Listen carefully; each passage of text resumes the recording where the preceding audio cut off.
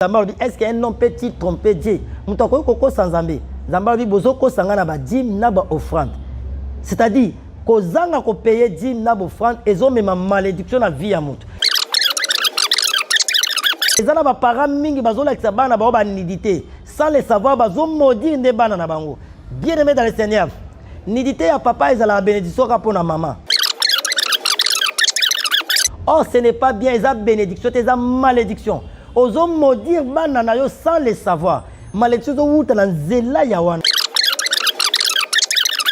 Abi, mettez-moi sorte à l'épreuve si je n'ouvre pas les esprits du ciel. C'est-à-dire, malédiction, on a tchèque li kolo na bino. Le kolo vous avez pensé à moko na zomité. Boya na ngo siko pa na bo tchanga ne propre na longo la malédiction. Toni total ça quelques sources de malédiction ozo ya na vie ya mutu. D'où vient la malédiction? Tozana des sources de malédiction bien aimé. Alors bi, j'augmenterai la douleur de tes grossesses. Abina koba kisa, pas si ya kobota na yo, okobota ka na douleur, eza malédiction. Raison pour laquelle ozo mona lelo, eza la basi mususu akei kobota akufi. Bibi apporter à la maison du trésor toutes les dîmes et les offrandes afin qu'il y ait la nourriture. C'est-à-dire, eza ordre o nzambe apesi. Mais lelo mutu azoto sangote. Mutu nyonso azoto sa ordre ya nzambe te malédiction elandaka yi.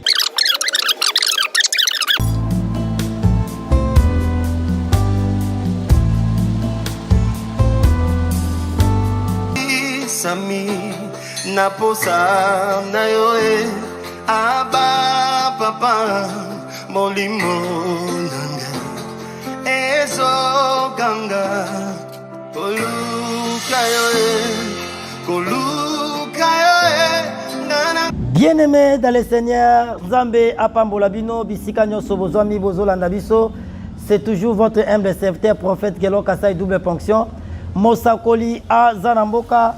Avec émission Nabino Bomesana Kolanda, vous connaîtrez la vérité et la vérité vous affranchira. Bien-aimé dans le Seigneur, Naebi Kebozwami Ebele Bozolanda Biso, bien-aimé dans le Seigneur, Nzambe Apambola Bino, Nzambe Ape Sabino Ebele Koleka, Pona Batana Bino Oebo disposé, Pona Kolanda émission Nabino. C'est toujours votre humble serviteur, prophète Gelor Kasai, double ponction. Naebi Kebozwa Ebele Bozolanda Biso. Vous s'abonnez massivement à la chaîne Nabiso pour que à chaque fois, bah émission, bah enseignement, bah matin, bah témoignage de Bandakoleka, vous allez toujours à la page. Vous Betikaka, Bethel Ministry TV officiel et la chaîne Nabiso. Vous s'abonnez massivement ceux qui émission spéciaux, partagez on a bande comme sous bino bah oh vous allez poster à contacter prophète Galor na facilité. Au Betikaka na Google, Betika prophète Galor Kasai et Ekola Kisayo bah programme nangai nyon so bien aimé dans les Seigneurs. Nzambe apambola bino lelo par la grâce de Dieu bien-aimé tolingi tolobela thème moko ezali très important. Tolingi tolobela d'où vient la malédiction. Malédiction ezouta wapi.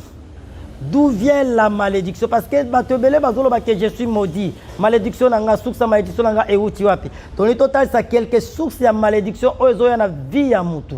D'où vient la malédiction? Tozana des sources ya malédiction bien-aimé. Bino bozo landabiso ezali enseignement na kolinga bo landabiso vraiment attentivement et nabi que le Seigneur fera quelque chose et peut-être au kozala édifier. D'où vient la malédiction? Toza des sources ya malédiction. Première source ya malédiction, tout le monde a malédiction oyo nzambe yemoko a maudire mutu. Première source ya malédiction, tout le monde a malédiction ya nzambe. Totangi yango na mukanda na nzambe. Malédiction Nzambe ezo utawapi na nzela ya désobéissance ya mutu. Je lis la parole du Seigneur, nous sommes dans le livre de Genèse chapitre 3, les versets 8 à 19. Genèse chapitre 3, le verset 8. La Bible dit ceci, alors ils entendirent la voix de l'Éternel, Dieu dit, qui parcourit les jardins vers le soir. Et l'homme et sa femme se cachèrent loin de la face de l'Éternel, au milieu des arbres du jardin. Mais l'Éternel Dieu appela l'homme et lui dit, où es-tu? Il lui répondit, j'ai entendu ta voix dans les jardins et j'ai eu peur, parce que je suis nu et je me suis caché. Et l'Éternel dit, qui t'a appris que tu es nu? Et tu as mangé des larmes dont je t'avais défendu de manger. L'homme répondit, la femme que tu as mis auprès de moi m'a donné des larmes et j'ai y mangé. Et l'Éternel Dieu dit à la femme, pourquoi as-tu fait cela? La femme répondit, le serpent m'a séduit et j'ai y mangé. L'Éternel Dieu dit au serpent, puisque tu as fait cela, tu seras maudit entre tous les bêtes et entre tous les animaux des champs. Tu marcheras sur ton ventre et tu mangeras de la poussière tous les jours de ta vie. Je mettrai inimitié entre toi et la femme, entre ta postérité et sa postérité. Celle-ci t'écrasera la tête et tu lui briseras les talons. Et il dit à la femme, j'augmenterai la souffrance de tes grossesses. Tu enfanteras avec douleur et tes désirs seront portés vers ton mari, mais il dominera sur toi. Il dit à l'homme, puisque tu as écouté la voix de ta femme, et que tu as mangé de l'arbre au sujet duquel je t'avais donné cet ordre, tu ne mangeras point. Le sol sera maudit à cause de toi. Parole du Seigneur. Tolobi bien première malédiction, zali malédiction ya Nzambe oyazo la kelamout. Bisika totangi na mukanda na Genèse chapitre 3, bazota exception lisolo ya création. Lorsque Dieu a créé Adam et Ève, Nzambe a tiaki interdiction. Ayepsi bango bokolia mbuma oyo bokolia te. Mais l'homme a boyi kotosa principe on Nzambe apesa ki. Et moi si ayoki siko maloba ya nyoka, alie mbuma pe apesi mobali na, c'est-à-dire ba désobéir na mungongo ya Nzambe. Ba désobéir na ordre ya Nzambe. O Nzambe aloba ki bokolia yango te. Mutu alie yango. Et après avoir kolia Nzambe aye koluka bango. Adana Eva kimi bakei ko batama. Et Nzambe beleli bango babito yoki mungongo na oto bata poto zani. Nzambe esi bango qui vous a appris que vous êtes ni. Est-ce que bo liembuma oyo Nzambe na pekisa kibino? Mobali alobi oui. Moi si otiaki pembeni na ngande mutu apesinga ngo na lie. Nzambe ye pa moi sa alobi ke nyoka nde mutu akosinga. Après Nzambe abandi siko ko maudire. À laquelle premièrement nyama mais le toloba malédiction ya nyama te toloba ya mutu. Nzamba maudit siko moi si. Alobi j'augmenterai la douleur de tes grossesses. Abina kobakisa pasi ya kobota na yo. Okobota ka na douleur eza malédiction. Raison pour laquelle ozomona lelo eza basi mususu akei kobota akufi. Eza malédiction Nzambe à laquelle qui pourquoi? À cause de la désobéissance. Nzamba alobi kolia bo ete yi allié. Nzamba bina kobakisa douleur ya pasi na yo.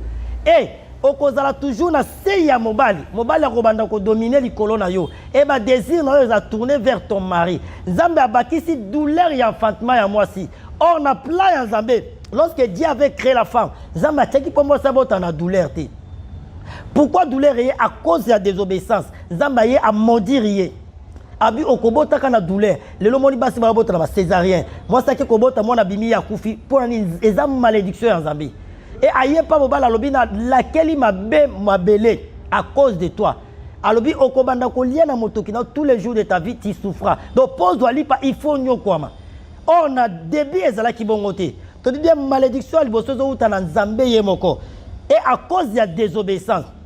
Bien aimé dans le Seigneur, la désobéissance tozo mona ngo na maloba ya Nzambe.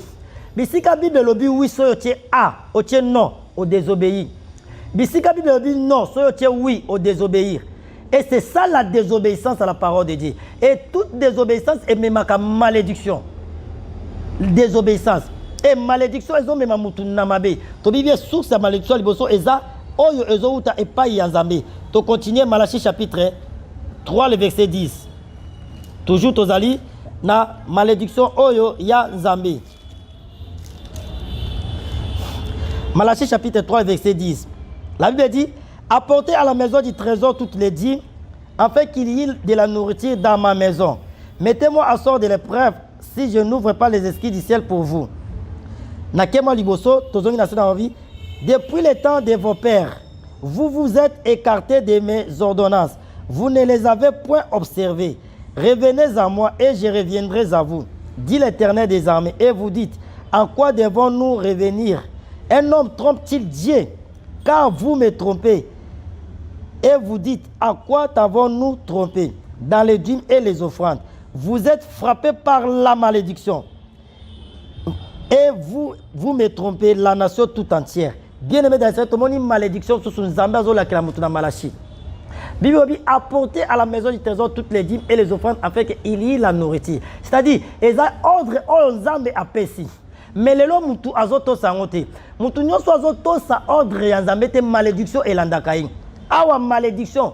Ville et kotaka na chasseresse na tamoko. Ballon na bilangezo bimate nyoso baza sa les avoir resirté. Et ba yeko lukanza mezamba lobi bozo kosanga. Balobi ke tozo kosa yo nani nzamba lobi est-ce qu'un homme peut tromper Dieu? Mutako ko sans Zambé. Zamba lobi bozo kosanga na ba dîme na ba offrande. C'est-à-dire kozanga ko payer dîme na ba offrande ezo mema malédiction na vie ya mutu. Et malédiction ezo te pas sata ezo te pas ya Nzambé yemoko. Zamba lobi apportez maintenant dans ma maison toutes les dîmes et les offrandes afin qu'il y ait la nourriture dans ma maison.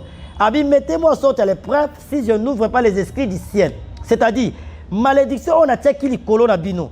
Lokola vous avez pensé à moko na zomité. Boya na ngo siko pa na ngabo tianga ne propre na longo la malédiction. To lobi sous sa première malédiction zo te pa ya Nzambé yemoko. Nzambé azo maudire mutu. Pourquoi? À cause ya désobéissance ya mutu. Mutali ko to sa maloba na Nzambé te. Mutali ko to sa ba principe na Nzambé te. Mutali ko to sa ba ordonnance ya Nzambé te et za malédiction. Oh nous son Nzamba yebisio sa so salengo te tuer sous la malédiction. To bi première malédiction za ozo te pa ya Nzambé yemoko. Deuxième source de malédiction, tout le monde a moutou. Donc, c'est-à-dire, deuxième source de malédiction, c'est moutou. Azol lakela moutou mabe. Malédiction, où tu pas ya moutou. Totangi yango, nous allons dans Genèse chapitre 9, les versets 20 à 27.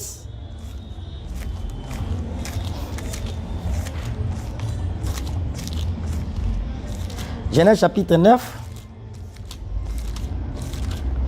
les versets 20 à 7. Natangi maloba na Nzambé, Noé commença à cultiver la terre et planta de la vigne. Il but du vin et s'enivra et se découvrit au milieu de sa tente. Cham, père de Chama, le Cana, vint la nudité de son père et il les rapporta dehors à ses deux frères.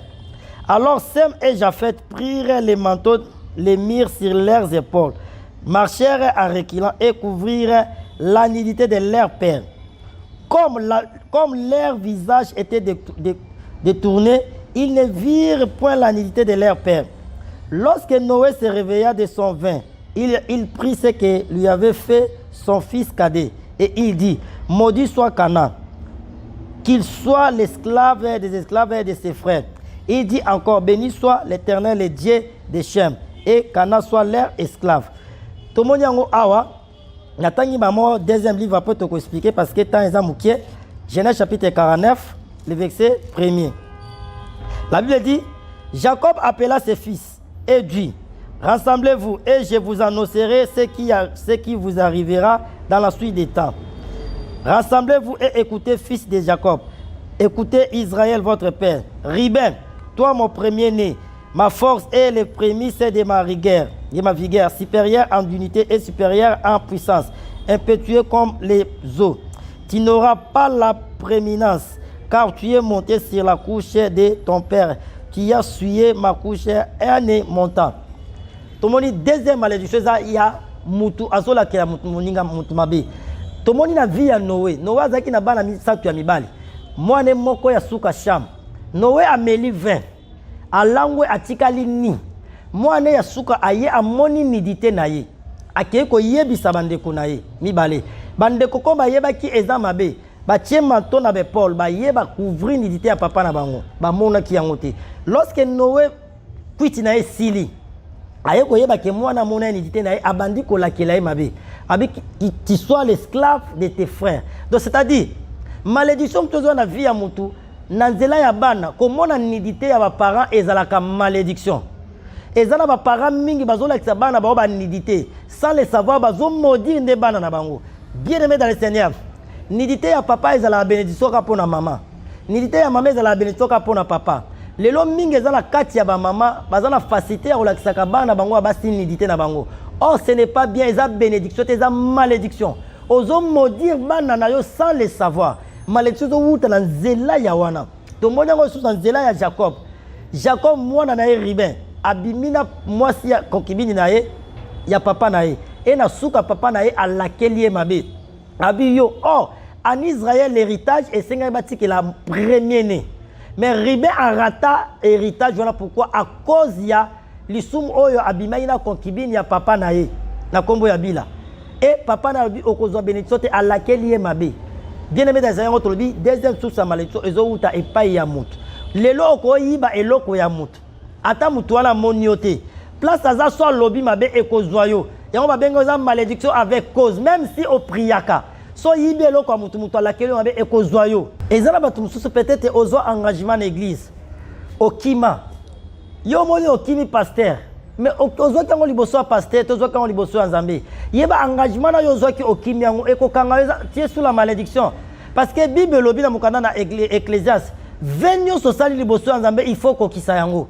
so kokisi yango te ekokanga yo peut-être oyebisa Nzambe osombela ekiti oloba peut-être ofuta loyer place ozalaka okima mais bien aimé dans le Seigneur eza vi osala liboso ya Nzambe eza de se tier sous la malédiction Nzambe apesi yo mbongo oyebisa Nzambe so pesi $100 na opesi yo $10 banda Nzambe apesa oli olobi no Nzambe te na opesa oyo koya lelo makambo ekanga mais si tier sous la malédiction il faut banda obongisa na Nzambe oyiba biloko ya bato lelo za sous la malédiction makambo ezo marché te peut-être loko wana oyiba okenda obima na mwasi ya mutu mobali wana loba mabe mais tier sous la malédiction yo mwasi obima na ba homme marié soki mwasi n'est pas lobi mabe o babala légalement malédiction kolanda yo malédiction zo na ba succès belé na nzela ya bato bato bazola kelo mabe yo za la ka rancune obebsa ba makambo ya bato escroquerie mais tu es sous la malédiction banda ko bongisa atozo sambela mais soza ba makambo ya bato bato ba lobelo mabe prière no esala lo moroti bien aimé na kati ya des sources ya malédiction na po obima nango il faut les kana réparation soza oyebi que ozala source ya malédiction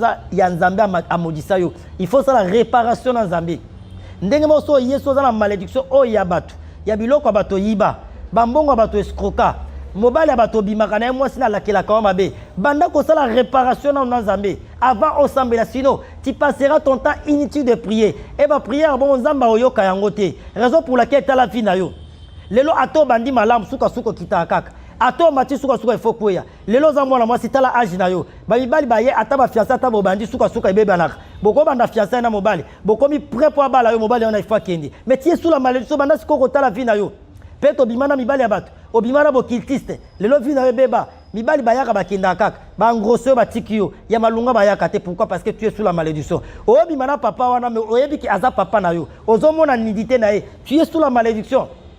Et à l'Eticham, à mon avis, nidité à Noé, à Zaki Modi, Moutounio Sozo Bimanazana Aja Papa, non, c'est ton père. Nidité na esa bénédiction, tes malédiction. Le lezaba jeune fille Moussou, au moins à 20 ans, 30 ans, 25 ans, Azo Bimana Papa, 60 ans, 70 ans, 50 ans. Azo Bangate, mais c'est la malédiction.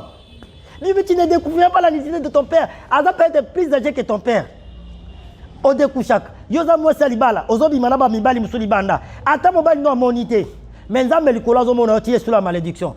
Papa zala mwasi na ndako okosaka ye mozala basi usuli banda tie sous la malédiction banda ko bongisa na Nzambe ata lelo mona te plita ekokanga yo plita ekanga yo Adana F tango banyaki mbuma bamonaki na conséquence ya malédiction te bayoka kelengme eyaki na sima Nzambe ko modi bango lelo yozo mona conséquence na te melobi ekozwa yo tango yozo bimana basi ya bato tango bimana mibali ya bato tango osala kindumba lelo mona conséquence ya malédiction te mais plus tard ekanga yo lobi okoma mabote zoya te libala zoya te complication ba déception obandi olela mais esa malédiction oyo sala qui est passé Nzambe apambola bino bien aimé dans le Seigneur ezaki enseignement na biso tolobaki toza kozwa tango mulaite d'où vient la malédiction te pas Nzambe pe pa ya mutu banda kotala siko vina yo sala rétrospection à vino bien aimé dans le Seigneur place au komona ke ozana eloko moko et ceux qui soit au comprendre yango te okobenga prophète numéro nanga eza affiché toko consulter Nzambe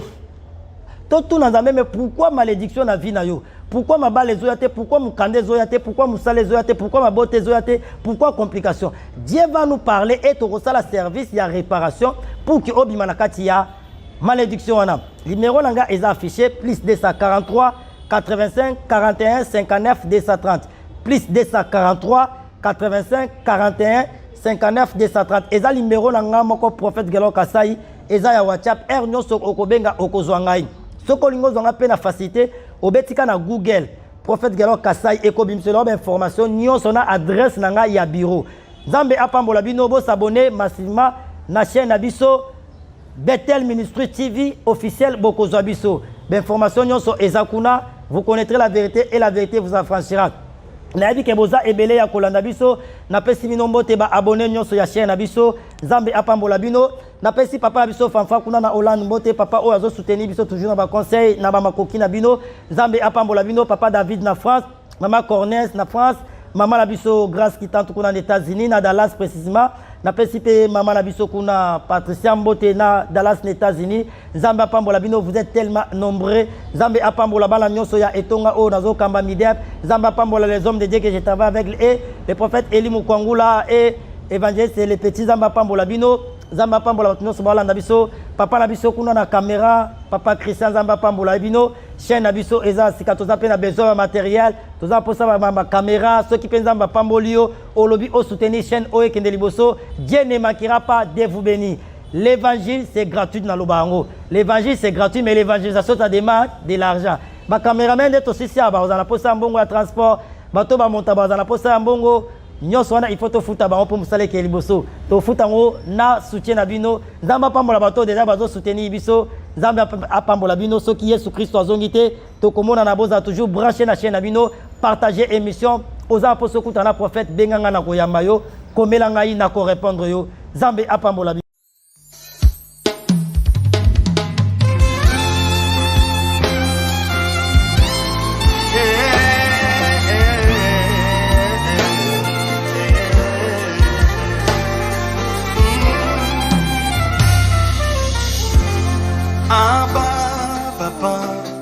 Motema etondi sami naposa na yoe aba papa molimo nanga ezo ganga oluka yoe